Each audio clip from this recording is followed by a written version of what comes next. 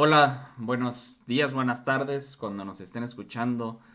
Bienvenidos a este programa del Mobart Digital dentro de la programación del Mobart Fest que se está dando en Juriquilla. Y esta es una serie de entrevistas que estamos haciendo a autores para subirlas a las redes sociales universitarias y bueno, pues que compartan un poco de pues lo que están haciendo y un poco conocer a los autores más allá del libro. Hoy estoy muy contento de estar aquí con un gran amigo mío y, y un gran escritor. Prudencio, ¿cómo estás? Muy bien, gracias Abel. Agradecido profundamente con la iniciativa tuya para hacerme esta entrevista y de sesgo también agradecido con la UNAM, institución a la cual yo he respetado toda mi vida. He soñado trabajar en la UNAM, nunca se me hizo, pero sí uno de mis sueños hace 45 años cuando llegué a México fue justamente tratar de integrarme a la UNAM. Le tengo cariño. No sé por qué, pero adoro esa universidad, me encanta el concepto y por eso estoy agradecido hoy. Pues es el proyecto cultural más importante del país y así mismo lo define la propia universidad, ¿no? No se define como otra cosa, sino como el proyecto cultural más importante. Entonces, a lo mejor por ahí va tu afinidad a la universidad, ¿no? De que eres una persona de cultura, absolutamente, y probablemente por ahí llegue, Y ¿no? yo creo que tienes razón, va por ahí la admiración que le tengo desde antes de llegar a México, cuando ya estaba recientemente estrenada la sala Nezahualcóyotl, el espacio escultórico y la monumentalidad que en sí significa ciudad universitaria. Y enterarme, por ejemplo, de que el presupuesto anual de la UNAM en aquel entonces era igual al presupuesto de Bolivia, por favor. Estamos hablando de prácticamente es un estado dentro de un estado, la Claro. UNAM. Por eso es que me gusta tanto Le el dicen tema. el estado 33, perdón. Sí, correcto, es increíble. Qué gusto. Bueno, ya por ahí diste un poco de señales, ¿no? De dónde vienes. Vienes de Bolivia. Y, y bueno, el día de hoy, a propósito de esto, estamos presentando este libro, el más reciente de Prudencio, que se llama Sagrada Familia. Y quiero iniciar con una pregunta, Prudencio, y ya de ahí nos vamos a la conversación. Para ti, ¿qué es la familia? Bueno, principalmente yo considero que la familia es un núcleo de protección del ser humano. Básicamente eso significa en origen y también en presente. La familia nos protege esencialmente. No siempre se cumple este proceso, no siempre es matemático, pero creo que como función esencial esta es esa.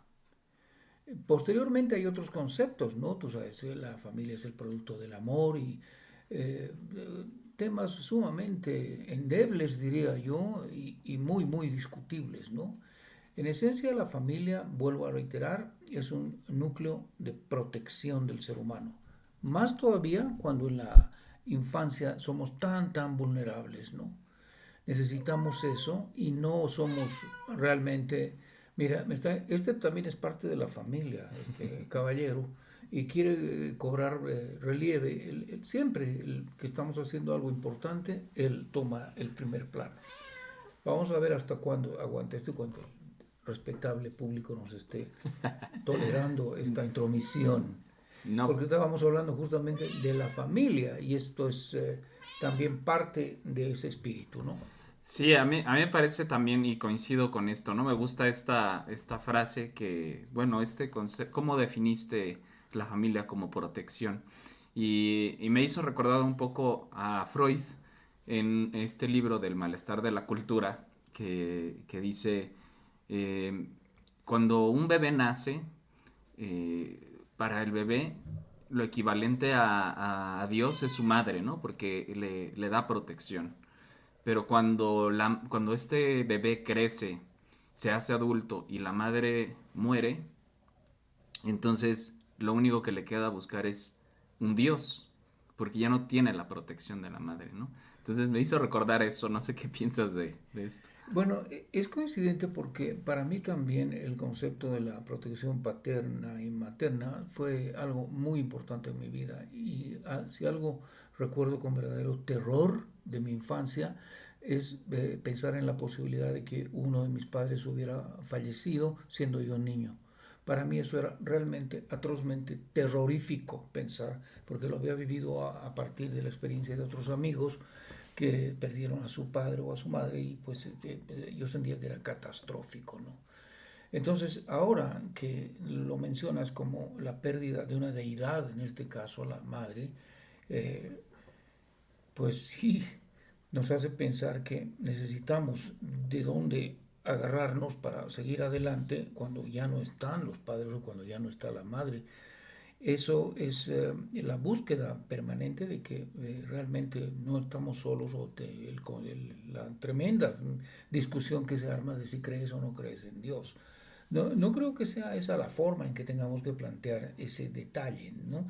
Más bien es cómo explicar simplemente, cómo explicar la vida. A ver, yo no soy capaz de hacer una mano con las venas, un bebé, una perfección, o ver las especies que están compartiendo el planeta con nosotros. ¿Quién las hizo? ¿De dónde vienen? Por favor, o sea, ni siquiera se puede discutir que es una grandeza superior. Entonces, ese no es precisamente un concepto religioso, no es una posición religiosa, simplemente es un concepto de admiración a lo que nos rodea. Y en ese sentido tengo que aceptar que es imposible compararme con la naturaleza, imposible decir estamos al tú por tú y aquí se acaba la vida porque pensamos los seres humanos y en el futuro no hay nada más que se está bien. No, estamos bastante perdidos todavía en lo que es la comprensión de esto, que además, coincidentemente, es una ultra microscópica parte de todo lo que es el cosmos. O sea, no estamos bien, nos falta mucha humildad para entender todo eso. ¿Y tú crees que ese anclaje que es de la familia, que bueno, que lo hiciste muy eh, físico, ¿no? Agarrarte, la familia es un, nos ayuda un poco a entendernos nuestro quehacer aquí, el estar aquí, tener la familia, me refiero, o sea, la familia nos da explicaciones de por qué estamos aquí. No siempre. Todo, yo creo que depende mucho del nivel formativo, del nivel intelectual, del nivel cultural que ha alcanzado, en este caso, el jefe de familia o los jefes de familia, por, por dónde va la educación y qué nos pueden dar, ¿no? En este sentido, pues, la discusión es amplia porque tenemos hogares terriblemente disfuncionales, quizás sobre todo a causa de la falta de preparación de una educación correcta de los padres, ¿no? O sea, no haber alcanzado un nivel intelectual que permita abordar esos temas, que es la creación, hacia dónde vamos, cómo podemos entender a la religión, a las deidades o a la gente que no cree, en fin, dar sendas de análisis. Para lograr eso se requiere una formación sólida. Es peligroso y no todas las familias lo tienen.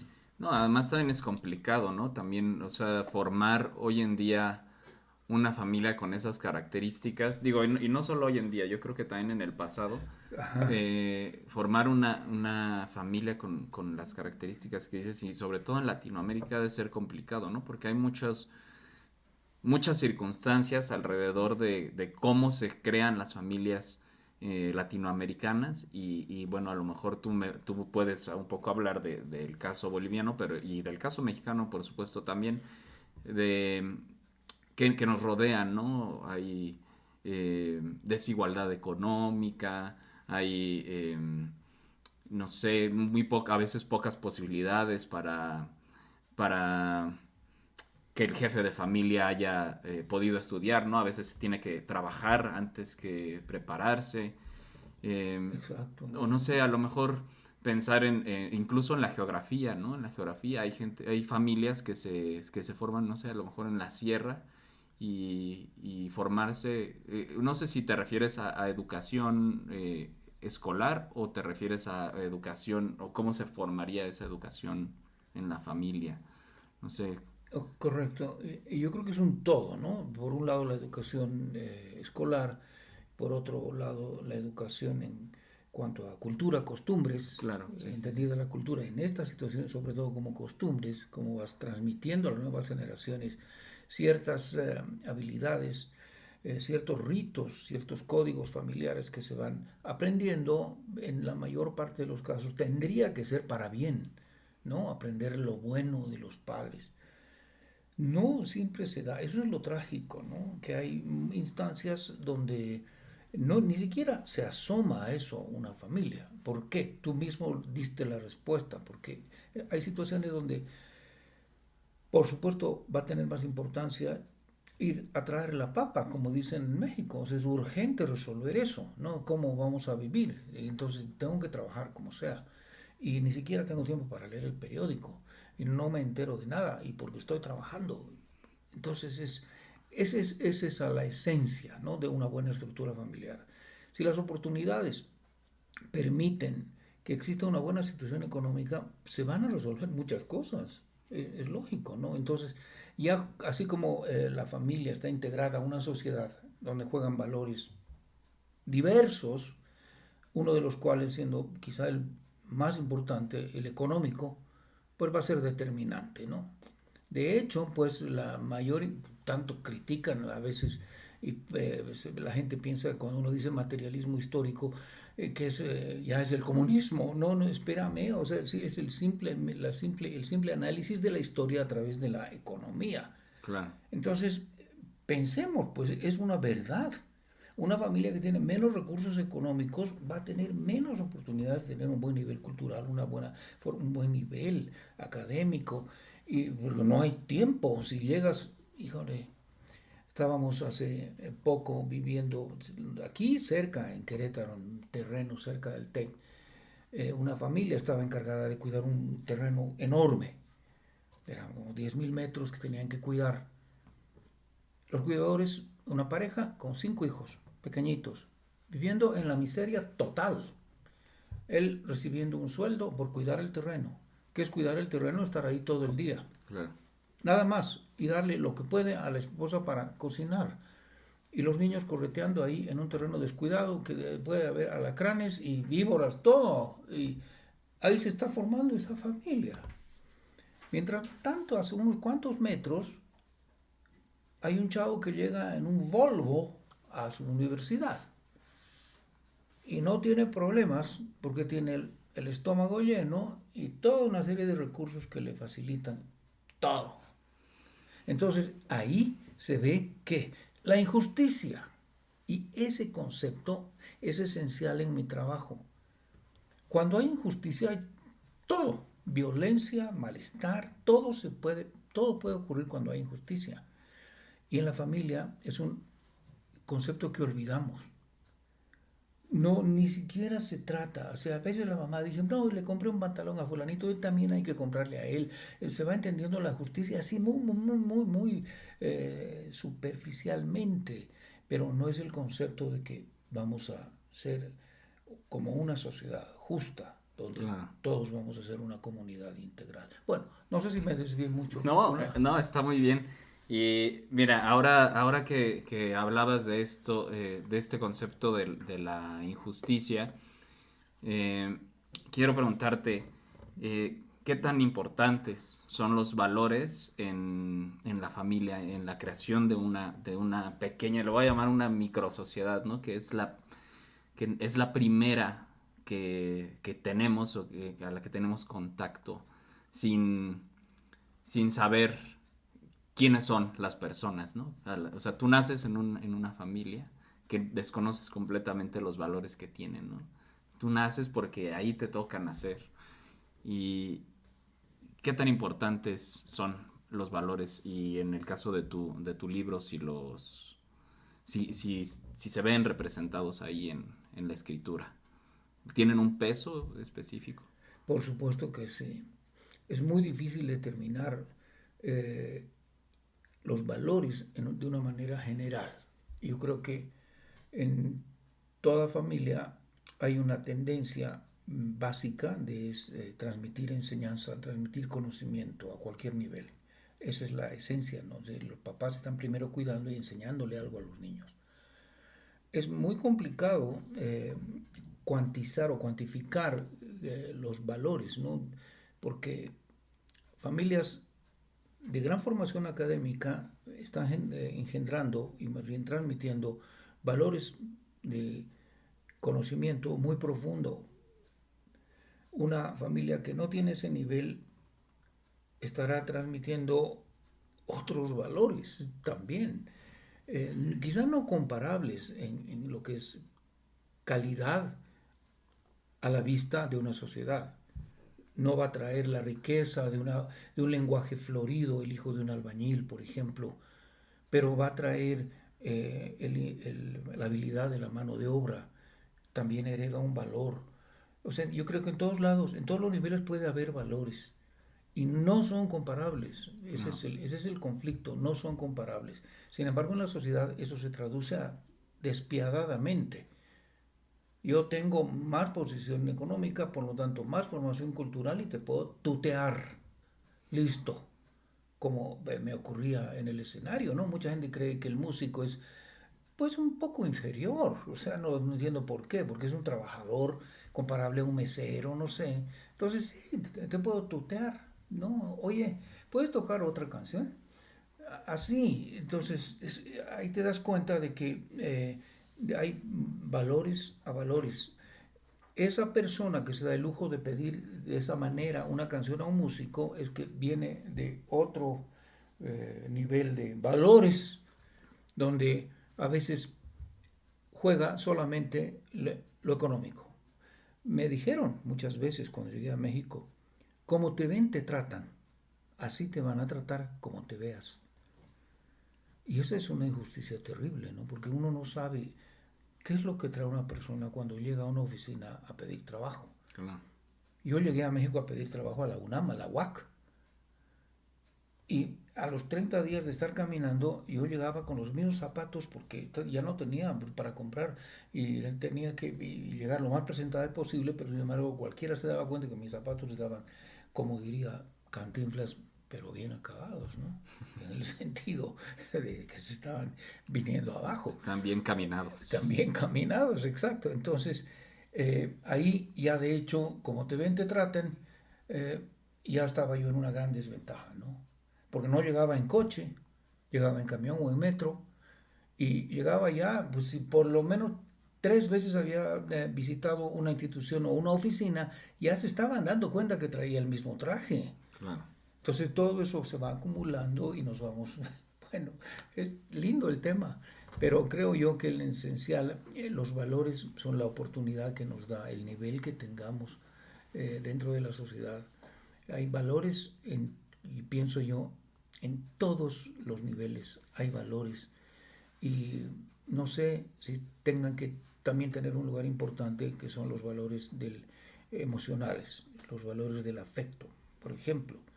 O sea, estoy seguro que un albañil y su esposa pueden ser inmensamente cariñosos con sus hijos, inmensamente adorables, que ese valor del afecto sea totalmente incomparable con el que el tío Rich aquí, el ricachón, no sé cuánto, se permite tratar con todo el desparpajo del mundo a sus hijos y nietos y todo porque tiene dinero y según él los quiere mucho y los abraza fuerte de rato en rato, no sé. Sí, me explicó cómo son los valores. Sí, sí, sí, sí, lo explicas muy bien.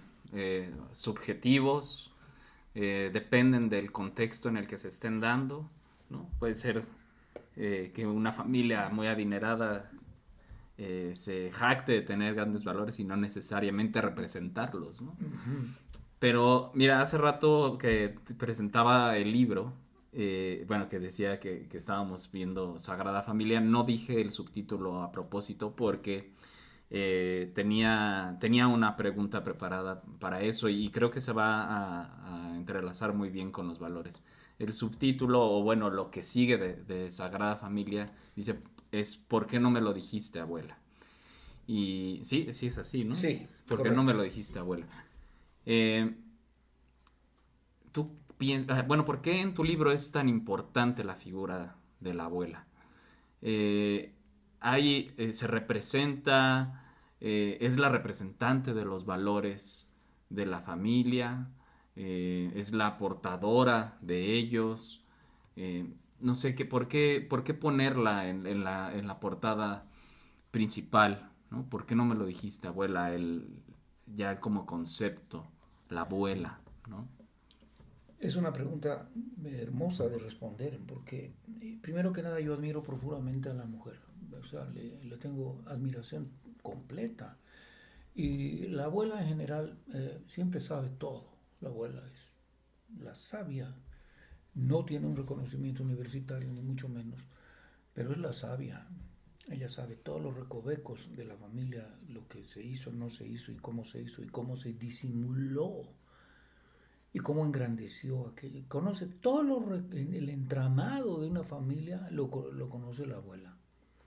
Y es el sustento, básicamente es el sustento. Aunque sea una mujer sometida, no deja de ser el pilar la mujer. Siempre. Tiene una fuerza, pero de veras desmesurada la presencia de una mujer.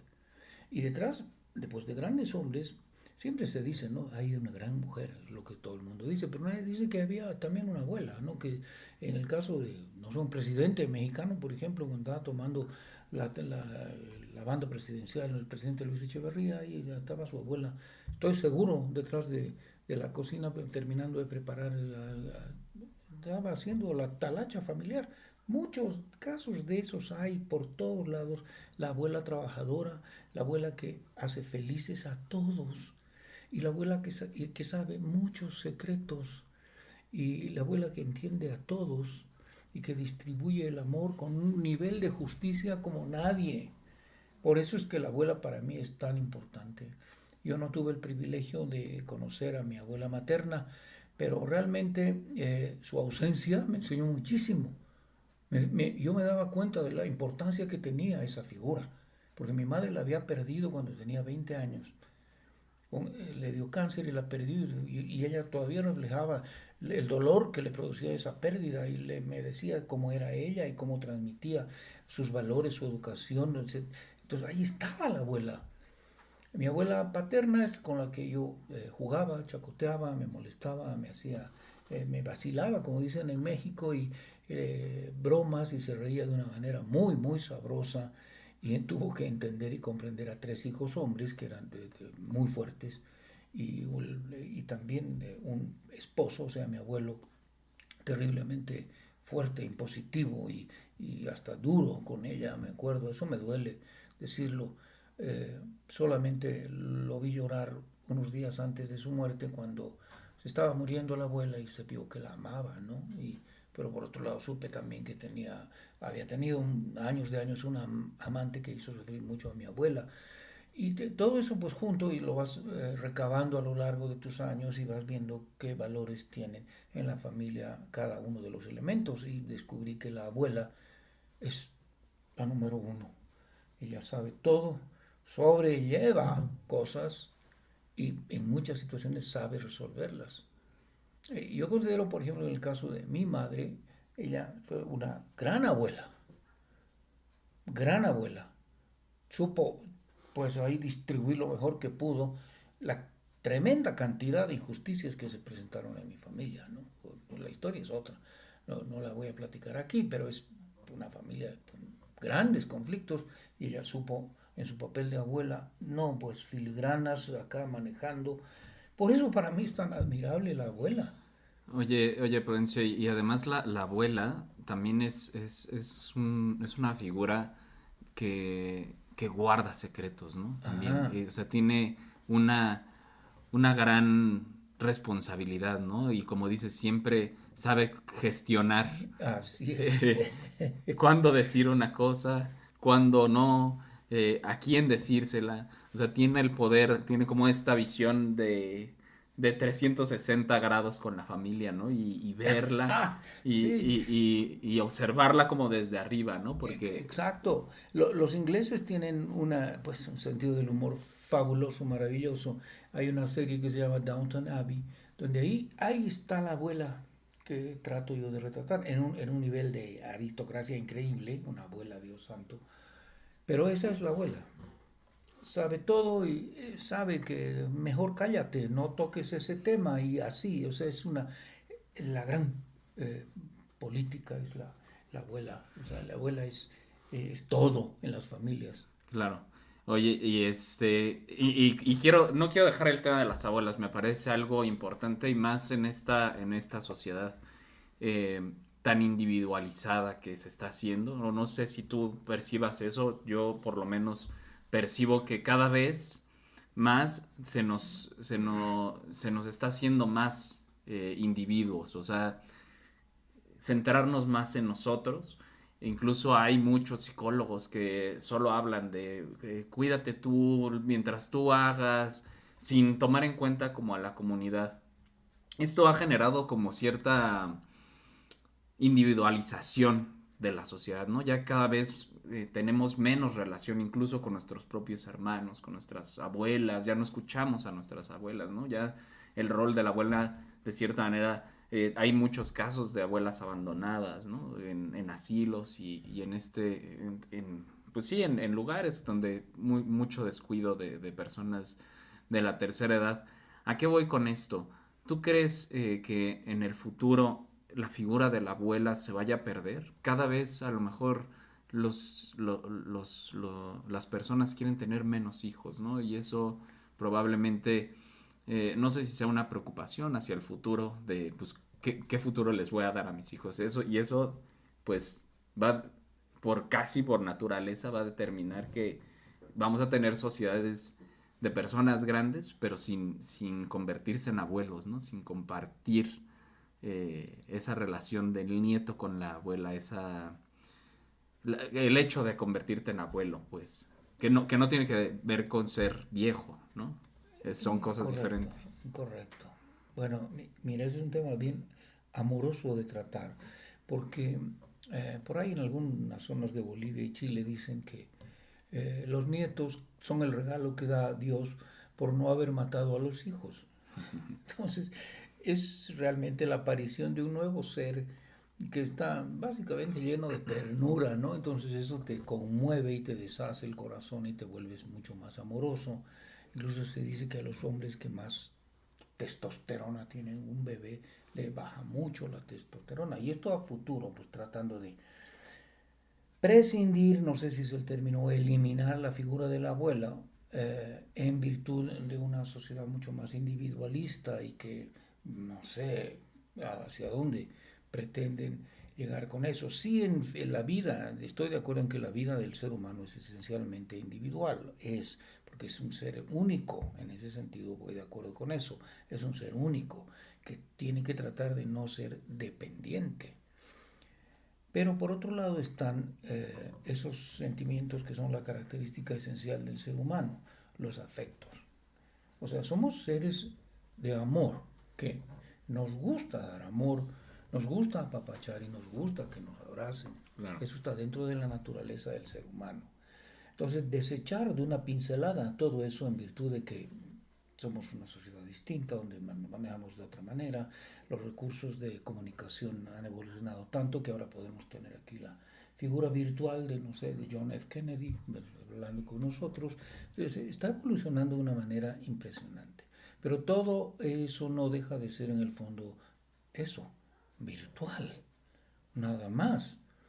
Los afectos no son virtuales. Me estabas enseñando hace poco rato una entrevista que hiciste a un escritor notable que vive en Brooklyn y le estabas haciendo la entrevista, pues él en Nueva York y tú en México. Y jamás va a ser lo mismo que No, lo que estamos viviendo ahora, tú y yo, porque te estoy viendo de cerca los ojos, veo hasta cómo pestañeas y puedo guardar en la memoria ese hecho y de ahí nace una vivencia real. O sea, los seres humanos nos necesitamos unos a otros. Y se me hace un atrevimiento decir que en el futuro podemos prescindir de eso, de la línea de los afectos. Es a mí lo que más me costaría abandonar. O sea, yo pude haber tenido grandes diferencias ideológicas con mi papá, por ejemplo, ¿no? Sí, pero el afecto y el amor es imposible que se me vaya, ¿sí? No puedo dejar de quererlo a Claro. él, no, es imposible. Y aunque él también discrepaba con muchas cosas que yo planteaba en la vida, yo estoy seguro que también me quería mucho, ¿no? O sea, y eso me ha marcado de alguna manera. Y a partir de, regresando a las abuelas, es imposible pensar que se pueda prescindir de ese vínculo. No creo que en un futuro podamos decir, aquí estamos solos. Mi abuela, no me acuerdo ni cómo se llamaba, no, imposible.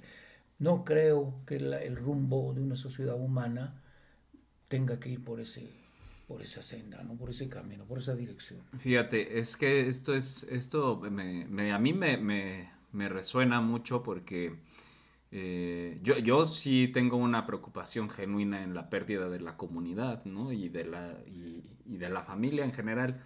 No porque yo sea un ser tradicionalista ni nada, sino por el sentido que decías, ¿no? Los afectos, somos seres materiales. Y siento que si vamos perdiendo, vamos difuminando o borrando estos lazos, vamos a tener un futuro caótico, ¿no? Y yo creo que ahí es donde familias como sean que sean las familias, no estoy hablando solamente de la familia tradicional, como se consideren las familias, eh, pero siempre que existan estos vínculos de amor, de afecto, de tolerancia, de empatía, yo creo que eso nos acerca más a ser eh, seres humanos, ¿no? Como especie. Y leía un texto de Nate Yella, justo el escritor al que te referías, que entrevisté, que se llama El fin de lo humano. Y él hace un análisis de unos chicos, bueno, de un fenómeno que se está dando ahora en Japón, que se llaman los Hakakimuri, que son, bueno, no sé si lo estoy pronunciando bien, pero son en las familias ahora se están dando mucho de esto, ¿no? Son chicos que no vuelven a salir de sus casas, ¿no? Entonces, todo lo tienen en las pantallas, en las redes sociales, la televisión les provee de todo, incluso los instintos más carnales, ¿no? Ya están siendo proveídos de forma virtual. Y ya no salen, ellos piden comida a domicilio, les llegan los papás, los, los Suministran. suministran de todo, pero ya los jóvenes ya no están saliendo y de ahí un poco surgía esta pregunta, ¿no? De decirte si tú cómo veías ese tema y ahora lo respondías bien, ¿no? Los afectos y yo estoy de acuerdo. A mí me llena de profunda tristeza ver más jóvenes encerrados, ¿no? Que en vez Sí, de claro, salir y... claro. Y yo más tarde te iba a preguntar justamente eso. ¿Cómo tú manejas esta situación siendo un padre joven, pues muchísimo más joven que yo, que ya tiene un hijo? ¿Y cómo estás viendo tú ese futuro de afectos directamente en tu relación con él? Yo lo que yo pretendo como padre es justo esto, ¿no? Mostrarle valores, pero no estos valores que decía, no estos valores así como de la familia tradicional, sino más bien como de un ser consciente con la sociedad, ¿no? Saber que él no va a salir adelante si no está rodeado de gente que lo procure. Y regularmente es la familia. Y no con la intención de que haga una familia, ¿no? Él tendrá la libertad de decidirlo o no tenerla, pero sí por lo menos mostrarle un panorama de comunidad. A mí los seres individuales me parece un egoísmo de nuestros tiempos, ser tan individuo, así encerrarnos en nuestro propio mundo sin considerar, sin ser conscientes de la sociedad, no lo puedo percibir y eso es algo que a mí me gustaría transmitirle a mi hijo. Correcto, eso es un concepto muy bonito también. Transmitirle la idea de lo que tú planteabas hace unos minutos. Es decir, ¿dónde está el valor de la sociedad que comparte? Lo llamaste de otra manera, o sea, es la sociedad donde hay la comunidad, ¿ok? El valor de la comunidad. Cuando uno dice comunidad, a veces lo tildan y es comunista. Bueno, mira, Claro. es que es muy discutible el tema porque hace poco me entero de que hay un hombre muy adinerado, rabiosamente adinerado, que capaz de irse a Las Vegas cada fin de semana y con una vida que tiene palacete aquí por allá y playas, todo lo que quieras, lo que hace un millonario. Y el señor se ha dedicado a hacer tarimas, hace tarimas para la construcción de todos niveles, desde las más baratas hasta las más sofisticadas tarimas. Entonces, se ha hecho rico con eso. Entonces, hay un montón de gente que trabaja para él y quienes lo defienden al adinerado dicen, no, pues le ha dado muchísimo trabajo a la gente y gracias a él viven muchas familias.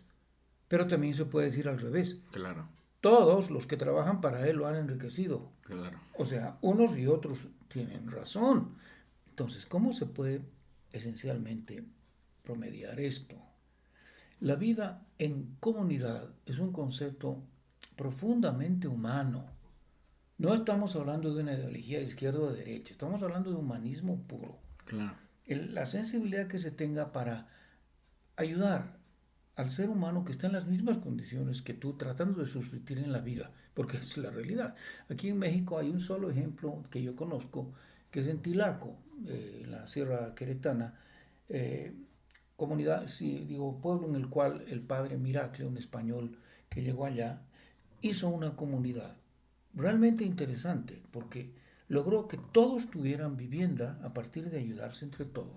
Por sorteo, primero construimos la vivienda de Jacinto, luego la de Don Carlos, y así nos vamos, y todos construimos una por una las casas. Ese es un concepto de comunidad puro. Claro. Y luego vamos a construir entre todos la escuela para nuestros hijos. Entonces, ese núcleo social está infundiendo unos valores incomparables con nada, ¿sí? Ese es el concepto real de comunidad. No se confunda de que a este señor de las tarimas le vamos a quitar su fortuna para dárselas a los pobres, porque ahí sí nos peleamos todos, nos hemos peleado toda la vida. Claro. La menor idea en ese sentido es comunista, lo que sea que tenga un poquito de sentido social, ya eres un comunista y me vas a quitar. No, por favor, seamos más realistas con este que es el principio de la vida y que tú señalaste bien, cuando nace un nuevo ser humano. A ver, en una familia llega un nuevo ser humano y ahí estamos todos pendientes de él, ¿no? ¿Cómo está todo? Es el espíritu real del ser humano, ¿no? Entonces, no podemos irnos tan distantes acá nosotros, sobre todo en la juventud hoy en día. Es verdaderamente desesperante la dependencia que tienen de los sistemas electrónicos. Yo también manejo los celulares y demás, ya lo sé, pero esto es realmente enfermizo porque ya no puedes platicar con un joven, porque inmediatamente interrumpe la plática, lo que sea, perdón, tengo una llamada. O sea, es desesperante. Cuando yo llegué a México no habían celulares y fui un día al sindicato de trabajadores de la educación para pedir trabajo, ¿no? Y platiqué con un alto personero cercano a Jongitud Barrios, que era por entonces el máximo de la SEP, del sindicato. Entró a su oficina y me recibió con todo un discurso acá político. Bienvenido, maestro, México le abre las puertas, estamos para servirles, nosotros convenimos con usted en que hay que luchar por una sociedad mejor. Todo un discurso político de bienvenida increíble. Bueno, sí, cómo no, hola, aquí con mucha chamba. Me acuerdo mucho de la frase, ¿eh? Mucha chamba. O sea, es cha dos veces. Es difícil de decir eso. Y el mexicano habla así. Sí, Aquí sí. con mucha chamba, mano. Bueno, y seguían hablando. Entonces me volví a decir, no, pues hemos visto con muy tristes ojos, lo que ha ocurrido en Bolivia, el golpe de Estado que lo trae a este país. ¡Ring! De nuevo el teléfono. Bueno, hola vieja, ¿qué tal? Sí, no se me voy a olvidar. Todito el tiempo el teléfono interrumpiendo, ¿sí? En algo que para mí era vital, donde tengo posibilidades de trabajo. Ese tema se tocó en 1% de toda la plática con él. Me dijo, a ver, sí, vete a tal oficina, él te puede decir algunas posibilidades que tienes. Mucho gusto, maestro, y listo. Entonces, siempre la tecnología, para mi gusto, la tecnología ha irrumpido, porque ese es el término. Siempre analiza cualquier cosa, la televisión, el automóvil, irrumpió en la vida del ser humano al grado tal de cobrar millones de vidas y al grado tal de convertirse en una herramienta esencial sin la cual no puedes hacer un montón de cosas. Claro. Y eso te da el perfil de lo que realmente estamos, de lo que somos hoy. Me ibas a decir algo. Sí, no, me quedo pensando en esto, ¿no? De cómo, de toda esta individualización del ser humano y me gustó esto de la tecnología, me dejó pensando que ha irrumpido con, con nuestra relación, ¿no? Es lo que te decía también hace rato, ya hay cada vez más jóvenes que tienen charlas con sus abuelos. Y, y bueno, y voy a regresar un poco al tema de las abuelas y ya un poco para cerrar y luego preguntarte otra cosa. Hablábamos de los secretos de las abuelas. ¿Tú crees que esos secretos que guardan las abuelas afectan el futuro de la familia muchas veces? ¿O no, ninguna? Bueno, a veces sí, a un precio muy elevado, por guardar las apariencias, por guardar las apariencias no se externa un hecho. O sea, se guarda, se lo esconde y se convierte en secreto. Eso yo siento que a la larga es profundamente dañino. Creo que, como dice la escritora Maya, la norteamericana, ahorita recobro el nombre, es importante, está en mi libro, no sé si me puede ayudar a recuperar el nombre. Ella dice, ¿no? No hay nada más profundamente dañino que dentro de un ser humano guardar una historia que no se ha contado. Y si la abuela no es lo suficientemente hábil como para manejar el secreto de la mejor manera, se puede ocasionar hasta un asesinato dentro de una familia. Claro. O sea, no hay que cerrarse simplemente con el hecho de que vamos a guardar el secreto y no le vamos a decir a nadie. A ver hasta dónde va a causar. En mi experiencia, pues sí, se alcanzó a tener daño muy profundo por guardar una apariencia, por guardar un hecho que pues tenía que perjudicar a los responsables, o sea, tenían que asumir una responsabilidad frente a un hecho terrible y bueno, eso generó pues alejamiento, distancia y todo y ahí sí hubo una abuela que no manejó bien un secreto y que más bien permitió que se siguiera y siguiera escondiendo. Hay muchas abuelas en la familia. La abuela de mi esposa, por ejemplo, Angelita, es toda una institución también. Ella supo manejar a sus hijos, tuvo que guardar muchos secretos y de hecho otros no.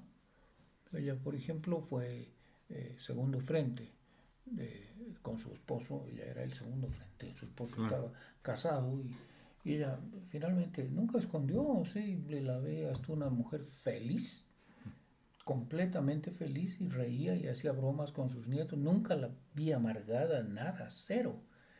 Y supo poner en su lugar a todos sus hijos y a sus nietos, les dio un lugar, supo hacer, supo preservar su familia, que es el objetivo final de una abuela. Sí, sí, sí, sí. Es lo que te decía hace rato, ¿no?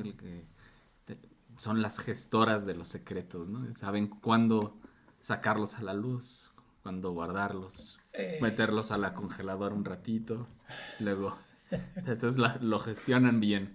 Sí, Me hace recordar a mi abuela que yo eh, siempre fui muy cercano a mi abuela y, y ella también siempre me consideraba, ¿no? Siempre decía, es que Abel siempre es el único de mis nietos que se sienta conmigo a platicar y eso yo lo valoro mucho y lo recuerdo, ¿no? Pero era interesante mi abuelo porque ya tenemos el nombre de...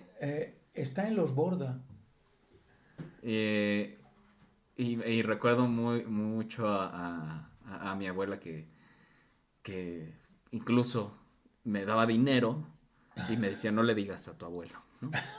Sí, Me el decía, típico. me decía, no le digas Claro. a tu abuelo que te di dinero. Sí, Y me daba dinero, ¿no? Y, o sea, ese tipo de secretos, ¿no? Los más sencillos, los tienen ahí ellas. exacto. Y yo creo que sí son determinantes sus secretos para, para guiar el rumbo de la familia, ¿no? Correcto. Ella sin saberlo tenía, mi abuela paterna con la que conviví, ella tenía la habilidad de incentivar mi sexualidad, más particularmente incentivar mi heterosexualidad. Entonces pasaban, yo tenía 10 años, 11 años, y pasaban unas chiquitas bonitas, como de mi edad, y me decía, míralas, qué bonita esa, la güerita es como para ti. O sea, me provocaba, y a mí todavía me daba vergüenza a esa edad, ¿no? Pero sí, me empezaba a fijar en ellas y decía, sí, esa güerita está muy bonita, etcétera. Entonces, pues las abuelas que saben conservar y preservar eso, pues el secreto, tú lo dijiste perfecto.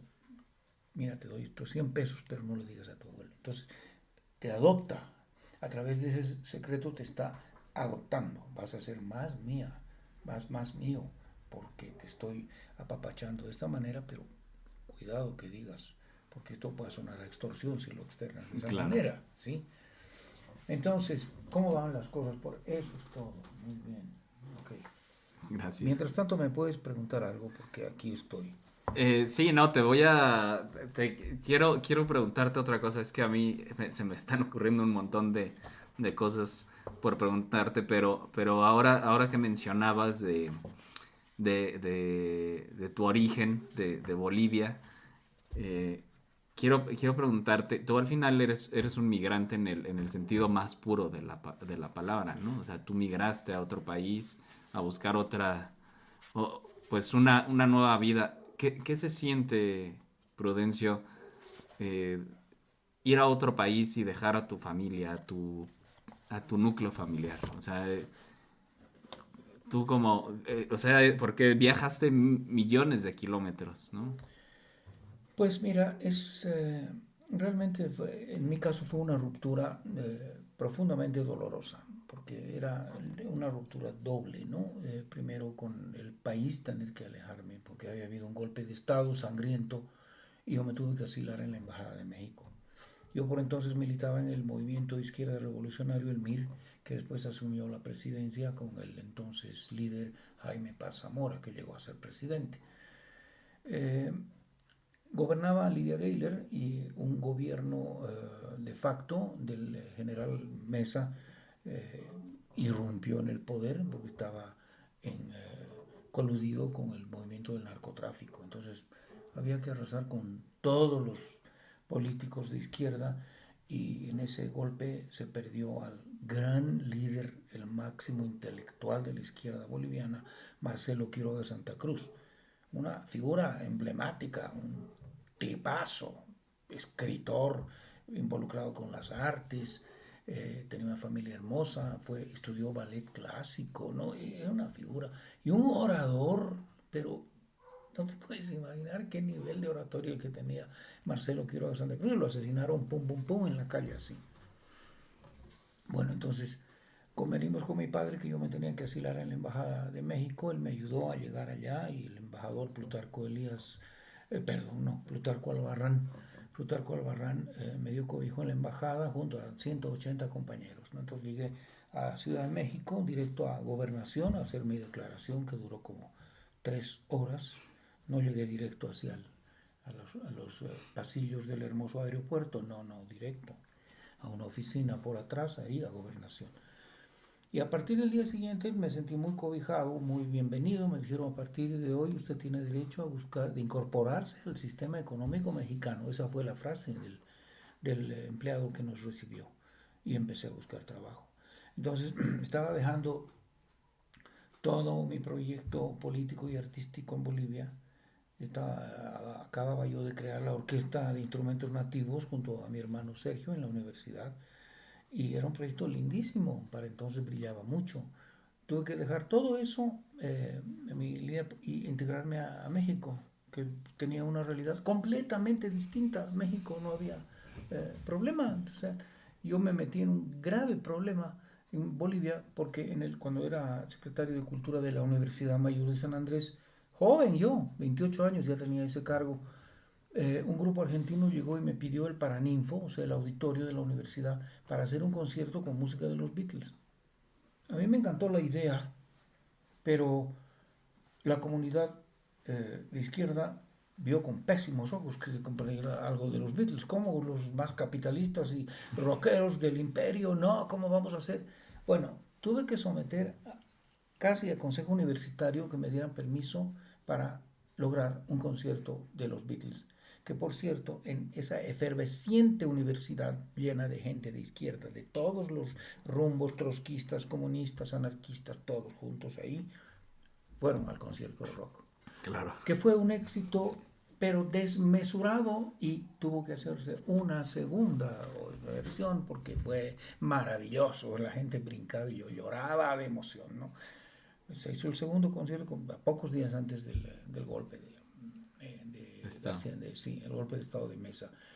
Cuando llegó a México, me destinan a Hermosillo, a la Casa de la Cultura, y viene uno de los subalternos, me dice, oye, para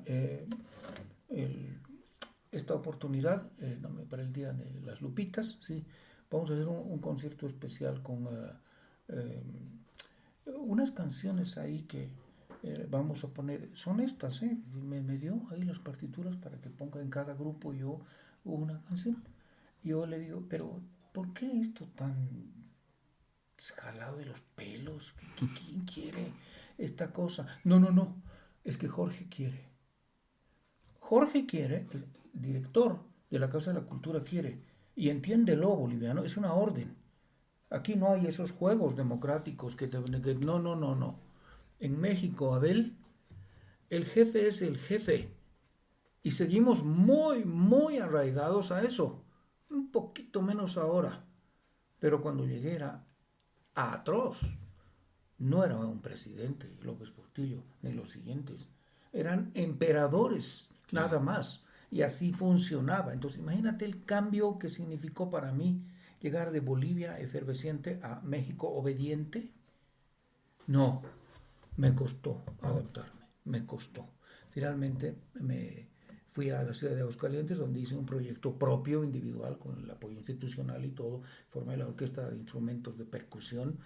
Linda orquesta, llegué a tocar incluso en el DF, música contemporánea, un proyecto lindo. Ahí conocí al amor de mi vida, Jesús, pero ya tenía 5 años de vivir en México cuando apareció ella. Esa es otra historia, de otro libro. Bueno, me desvié. La pregunta era Sí. qué se sentía Ya. alejarse de la familia, ¿no? Exacto. Y hablabas de... Te dije inicialmente lo que sentía alejarme del país y todas las connotaciones que llevó alrededor de eso, y por otro lado alejarme de mi familia, que esa es la parte trágica, porque me tuve que alejar con dolor, pero me refiero a mi familia propia, la que había formado yo con mi primera esposa y con la cual tenía 3 hijas. Pues esa es una historia de otra entrevista, quizá más adelante, donde parte de la responsabilidad, por supuesto, la tengo yo, pero también puedo afirmar que no soy el único responsable de esa ruptura, y tuve inicialmente la idea de traer a mi familia a México y todavía luché unos meses por ese proyecto, sabiendo que a la larga de todas maneras iba a ser un fracaso pretender reconstruir un hogar que estaba en ruinas. Ese es el término. tratar de reconstruir algo en ruinas, que es una de las familias que yo describo en el libro, es terriblemente difícil y casi imposible.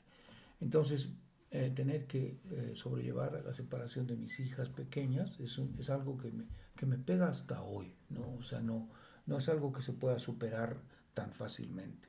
Y aun cuando dos de ellas viven aquí en México, en la misma ciudad, logramos con mi esposa traerlas finalmente y ya hicieron ellas su vida aquí. La otra, la tercera hija, vive en Inglaterra, en fin, pero no he sido un buen padre, ¿no? Eso es muy doloroso afirmarlo, pero también es honesto. Y no simplemente por el hecho de no haber querido serlo y porque me haya dedicado a la farra, a la parranda y me gustaba la buena vida. No, yo trabajé honestamente en lo que mis pasiones creían.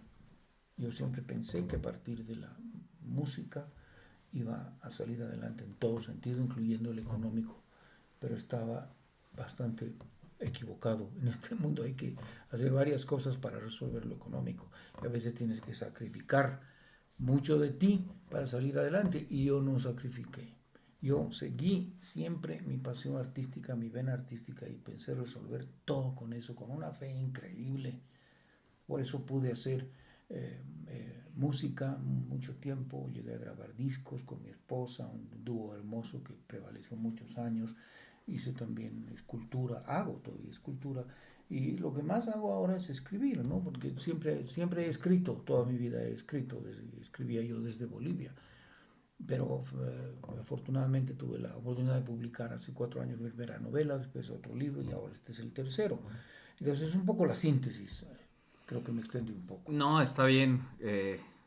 Ya tenemos poco tiempo, no pasa nada si nos extendemos unos minutos porque sí quiero hacerte dos preguntas más. Y digo, yo podría platicar aquí horas y horas contigo, pero bueno, también no haremos cansado y podremos tener otras ediciones Correcto. Voy a para, interrumpirte para para otra platicar. pregunta. Pedirle algo, mi reina. Mire, aquí con su ayuda, esta es mi bella esposa Jesús, que siempre me acompaña en todo lo que hago yo. No quiere aparecer en pantalla, pero mire, esta es la frase de ella. En algún lugar sale el nombre de Maya. El apellido, ahorita Sí, sí, correcto. gracias a Sin Jesús. miedo nos lo grita, no hay problema en la interrupción. Sí, no pasa Y yo nada. interrumpí la pregunta. Sí, no, tengo dos preguntas. Dos. Una, ¿por qué te pareció pertinente escribir sobre la familia hoy en día, ¿no? O sea, el porqué de este libro? ¿Por qué dijo Prudencio, es pertinente en este momento de mi vida escribir sobre la familia? Excelente. Bueno, es una manera de entenderme, no justificarme, es una manera de hacer también justicia a la familia que realmente cumple su papel como protectora. En ese sentido podría ser un homenaje a esas familias, pero también es una severa crítica a las familias donde encuentras todo menos eso. Incluso hay familias donde se están pisoteando con tal ver qué logran para aprovecharse del apellido y de la fortunita que está escondida ahí del otro y adulando al abuelo ahí para ver qué logran. Una vergüenza de familias, ¿no?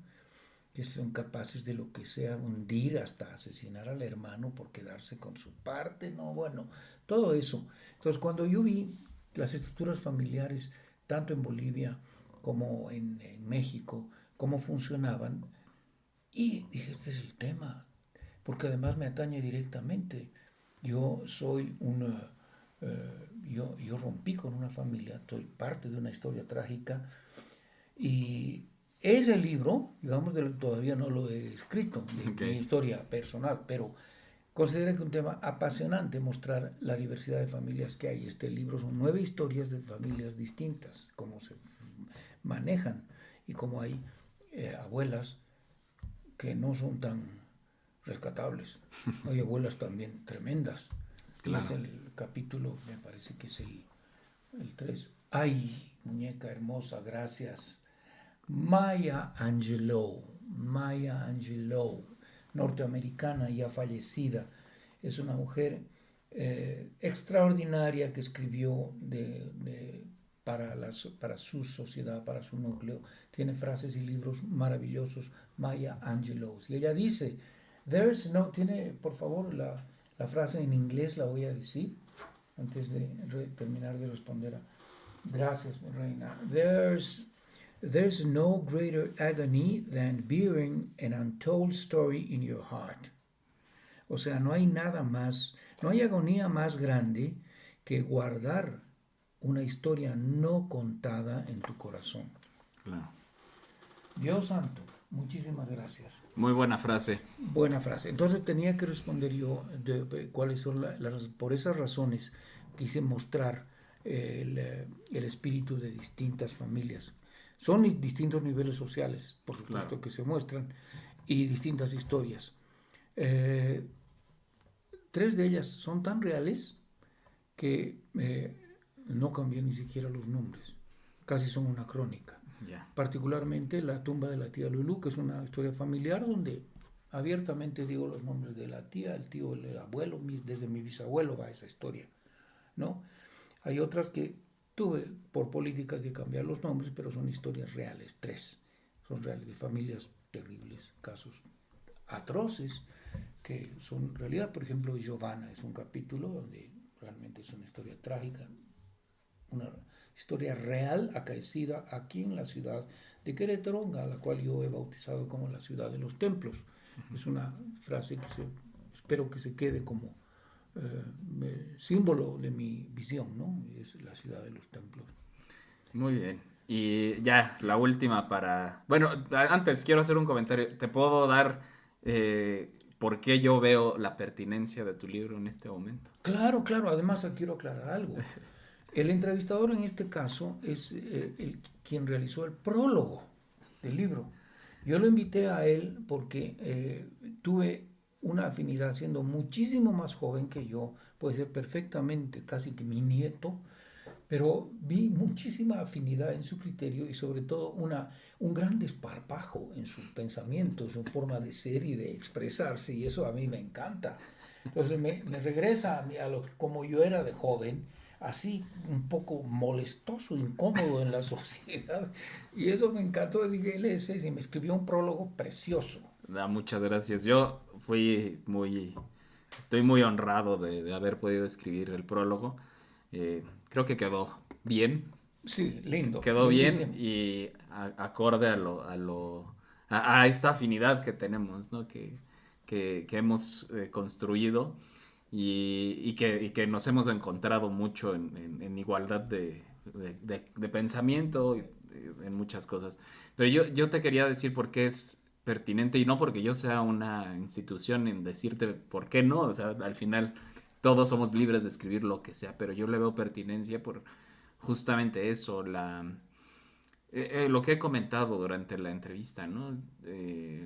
Mm, la familia es, aunque sea buena, mala, es la que nos toca, pero es el primer núcleo de la creación de la comunidad y yo creo que es el último bastión de lo que podría ser una sociedad distópica en un futuro, Mm. ¿no? En el no caer en el caos, ¿no? Yo pienso que la familia, sea como sea, tendrás algún eslabón que te una a él, a esa familia, pues sí, a esta microsociedad que finalmente te va a arraigar a tu pasado y a tu Ujú. presente y te va a llevar hacia un futuro, ¿no? Me parece súper pertinente hablar hoy en día de la familia y sin tintes ideológicos, ¿no? Es simplemente el núcleo primario de la comunidad, ¿no? Del apoyo.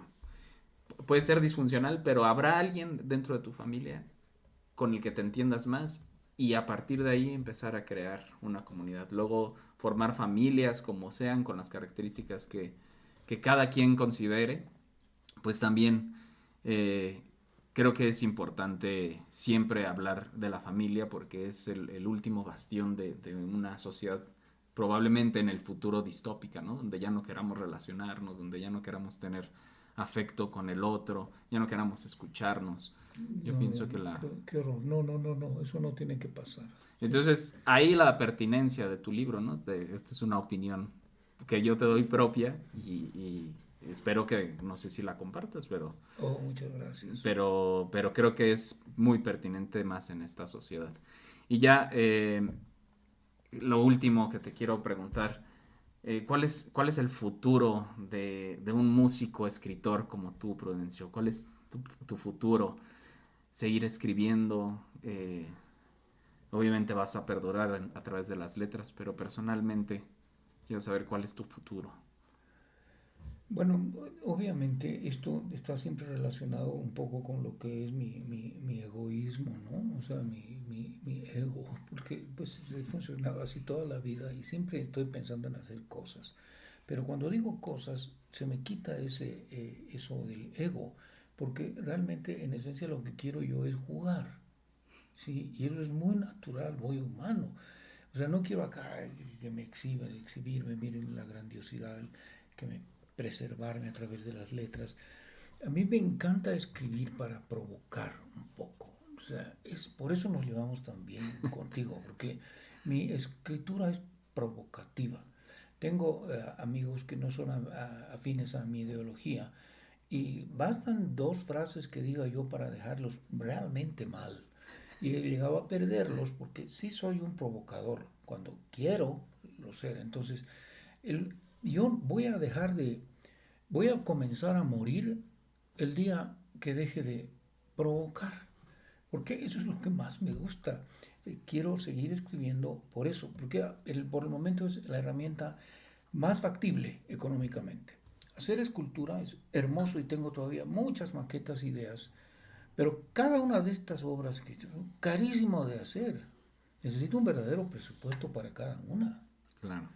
Y la música ha cobrado ya su factura. Hemos hecho una carrera hermosísima con mi Jesús por varios escenarios del mundo. Hemos grabado cosas y todo. Y en escenario ella sigue brillando. O sea, el cansado del escenario soy yo, porque realmente uno debe ser honesto. Yo me siento cansado del escenario, de la presión escénica.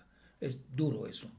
Cumplí también mi sueño como músico, pero en ese sentido pienso yo que siempre he sido más apasionado que talentoso. Porque cuando veo que hay una Yuja Wang o un Lang Lang, o terribles pianistas mexicanos como Rivero Weber, por ejemplo, quién sabe, los jóvenes ni han oído hablar de él, pero un súper pianista, súper pianista. Ahí está. Pues más bien sabes se conoce más a estos cantantillos de ahora que están en la publicidad de los medios y todo el chin, pero de Rivero Weber nadie habla. Claro. ¿Dónde está la responsabilidad de los medios de comunicación? Ahí viene todo el rollo que sería de otra conferencia. Pero por ahí va, me veo todavía escribiendo y provocando, aunque me llamen después un viejito cascarrabias, porque me encanta la discusión y meterme en problemas, porque sobre todo a nivel de lo que son el papel de los gobiernos y que deben jugar las autoridades culturales, todo eso que es, ¿no? El movimiento de la creación, ahí estoy yo metido de todas maneras. Muy bien. Yo creo que eso es fundamental, ¿no? Seguir provocando para generar movimiento. Si no hay alguien que sacuda el avispero, no vamos a quedar todos estáticos, ¿no? Y eso es un Sí, trabajo muy loable que haces. y hay algo siempre me nutre mucho, es el impulso que me da mi esposa Jesús. Estoy permanentemente motivado con ella y por ella, y más que motivado, o sea, monitoreado. Ella sabe perfectamente el momento en que estoy entrando ya a perder el tiempo. Convivimos de años, todos los días juntos, todo el día. Entonces ella sabe perfectamente cuando ya no estoy haciendo algo que realmente va a ser de importancia para mí, ¿no? Entonces siempre me está motivando, me da ideas de temas. Mire lo que me encontré, este tema podría ser de algún libro, en fin, está todo el tiempo en eso, ¿no? Me acompaña en mi creatividad. Yo creo que también a ella yo la acompaño. en lo que es su aspecto creativo, le voy. Acá tiene ella varios cuadros que son hechos por ella en la casa y está siempre llena, tiene su firma. Al ratito a ver si alcanzas a acercar la cámara para ver cómo es su firma con bicicleta. Mm. Ella pone Jesús y siempre dibujó una bicicletita. Es hermoso, entonces en esta casa se respira todo el tiempo creación artística de ambos lados, ¿no? Y disfrutamos y nos reímos mucho de cosas que surgen en la vida. Además, tienen una academia muy bonita. La verdad es que hacen una muy buena mancuerna artísticamente y además personalmente son grandes seres humanos. Y bueno, para no extendernos más, pues decirles que aquí está la Sagrada Familia. ¿Por qué no me lo dijiste, Dijiste, abuela? abuela, Aquí con el Sagrado Marshall que está aquí también. es un sagrado gatito este. Sí, Y pues nada, muchas gracias Prudencio por tu tiempo, muchas gracias a Jesús que nos ayudó a la iluminación, a que todo esto se viera perfecto. Y bueno, siempre es un placer y ojalá podamos tener más charlas como esta. Qué lindo, Abel, muchísimas gracias a ti. En lo personal y en lo institucional, gracias a la UNAM, a la institución que yo sigo admirando y respetando profundamente. Y gracias también a mi Jesús, que siempre me va a ayudar, muñeca hermosa. Gracias, Muchas Abel. gracias, no, gracias. Bye.